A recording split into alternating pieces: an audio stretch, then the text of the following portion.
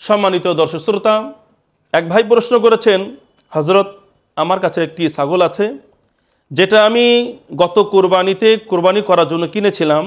অসুস্থ ছিল বিধায় সেটা কোরবানি করি নাই। কোরবানির পরে সেটাকে বিভিন্ন মেডিসিনের মাধ্যমে সুস্থ করেছি, এখন সে সুস্থ। এখন প্রশ্ন হলো যে এই ছাগলটা তো আমি কোরবানির জন্য ক্রয় করেছিলাম, কিন্তু আমি তো কোরবানি দিতে পারিনি, এখন আমি এই ছাগলটি কি করব?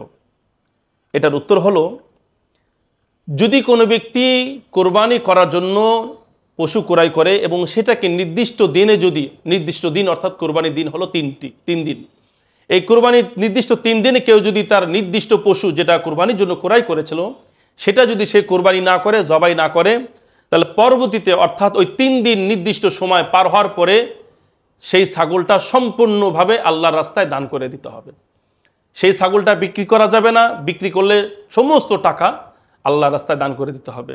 সেই ছাগলটি যদি জবাই করা হয় তাহলে সে একটি গোস্তের টুকরাও আহার করা যাবে না, বরং প্রত্যেকটা অংশ, ছাগলের প্রত্যেকটি অংশ সেটা জবাই করার পূর্বে হোক আর পরে হোক, সমুদয় একসাথে করে বিভিন্ন আল্লাহর রাস্তায় দান করে দিতে হবে। মাদ্রাসা হোক, গরিবখানা হোক, যেখানে হোক সেখানে দান করে দিতে হবে।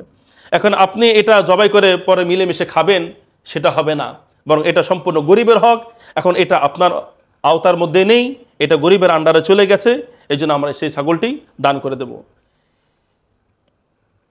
এই ফতোয়াটি আছে আদ-দুররুল মুখতার মা রদ্দিল মুখতার 6 নম্বর খণ্ড 319 নম্বর পৃষ্ঠা, ফতোয়া হিন্দিয়া 5 নম্বর খণ্ড 296 নম্বর পৃষ্ঠা, আল বাহরুর রায়ক 8 নম্বর খণ্ড 200 পৃষ্ঠা। এখানে আছে ওয়াইন ফাতাযাবহু তাসাদ্দাক বিহা হাইয়াতান আও বিকিমাতিহা।